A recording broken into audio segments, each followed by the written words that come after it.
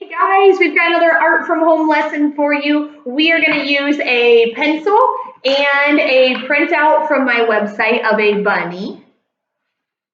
You can almost see it. It's really pale. You could also just find any coloring sheet of an Easter bunny, a rabbit. It could really be any animal. It's just this week is all about rabbits and chicks in our classroom. So, fourth grade, we took a funky Easter bunny focused on line. In the fifth grade, we took a bunny and drew it again, only using line, but this time geometric lines. And today we're going to take all of those things, put it together, and focus on taking a bunny printout and making it look more realistic with shading. Just like last week, we talked about taking an arrowhead and making it look more realistic by using shading techniques. So, you guys got a pencil? What grade level is this? All right, so we're going to go ahead and get started with our pencil. And the first thing I'm going to do is go all over the bunny using really light pressure. Okay, so I'm just going to hold my pencil real gently. I'm doing something called hatching, and that means that all of my lines of my pencil are going in one direction or one angle. So I'm going to cover the whole bunny, and it's okay if I go outside the lines a little bit because I'm pushing gentle so I can erase that very easily. So I'm going to cover the whole bunny using really light pressure. I'll show you how far I am already. So I'm only going at a diagonal. I'm holding my pencil, so I'm using the side of the lead, and I'm pushing very softly.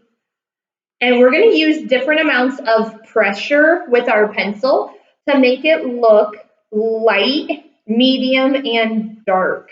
So right now we're going to cover the whole bunny with light pressure, okay?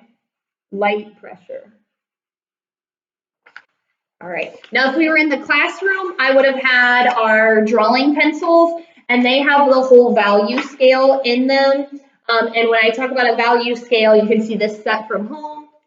It goes from light all the way to dark. So when we think about that, whether you use a pencil or a crayon, a colored pencil, you can achieve different value just by using one art supply and pushing soft, medium, and hard. The value changes based on how much pressure we push down.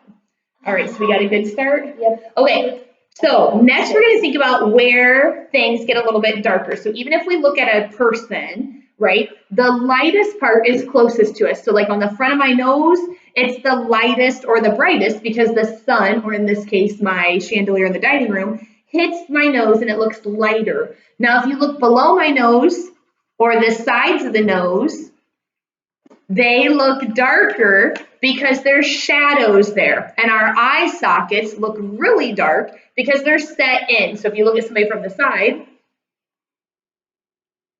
you can see the changes because those are different planes of your face. So your nose sticks out, your forehead sticks out, it protects your eyes. So this area is the darkest. So when we start putting shadows on the bunny, we have to think about the same thing. What parts stick out? Which parts set in? So the parts that stick out, we use the eraser for. All right, so go down the bunny's nose. It sticks out the furthest. We're going to erase the pencil that was on top of the bunny's nose and his little cheeks, okay?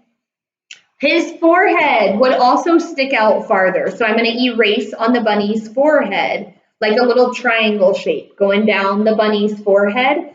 I'm going to erase that part. And it's going to be really hard to see, but we're erasing the parts that stick out the furthest from us, okay? Not yet. All right. So I'm going to do some of the shading so that you can see that. It'll really help things pop. So if you look at our faces, the sides of our nose are darker. Our cheeks in behind, like going back towards our ears, are darker. Your neck would be behind or underneath. So that's going to be darker also. So on my bunny, I'm going to take my pencil. Now I'm going to push even harder, and I'm going to go under his neck. Okay, where his little chin would be, and I'm going to push with medium pressure. It's getting darker there, almost like he has a little beard all the way underneath of him. So I'm going to add heavier pressure, and that's going to make his nose stick out. Okay, so this is creating value changes. Along the sides of his nose, I want to create that also so that the bridge of his nose sticks out. So go along the side of his nose, and we're adding some more dark there, which is just putting heavier pressure all the way down by his little eye, okay? So down the bridge of his nose by his eye, going up towards his ear. And this printout I'll put on my classroom webpage.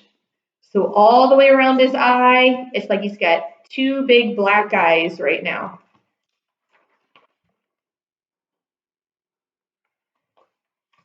All right. His little feet are set way back in, especially the one that's underneath of his belly. So I'm going to do that one darker. Still using the same pencil, we're just going to add some different amounts of pressure. And then do you see where his second leg falls in behind his front leg and his back hind leg? Okay, that's also going to have more pressure there so that it's darker. It goes behind. You can see that area right here. Okay. All right, you guys got those? We're doing good so far? Okay, inside the ears, there's gonna be like the cones, right? So the outside edges would stay light, but the middle would be darker because it's shaped kind of like my hand is right now. That middle part would have a shadow so that he can pick up sounds. So in the middle of his ear, we're gonna create that darker shading with a little bit of extra pressure from our pencil.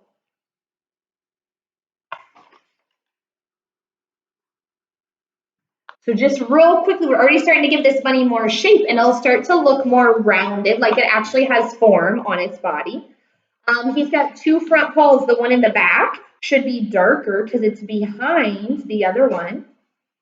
So soft pressure there, it changes and gets darker. That leg looks like it's behind the other one.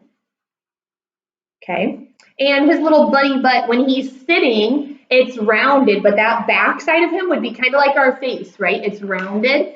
So this part's lighter, and back here, it's darker because it's in a shadow, just like the bunny's behind. So this back side, we're gonna give him a shadow. And I just said that a bunny's butt is just like my face. All right, here we go. So around this part, here we go. That'll help his shape look like it goes back.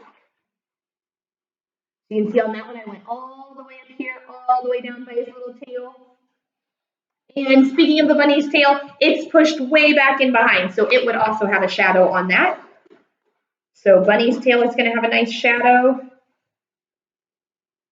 Oh yeah, this is better. Yeah. Okay. You guys caught up?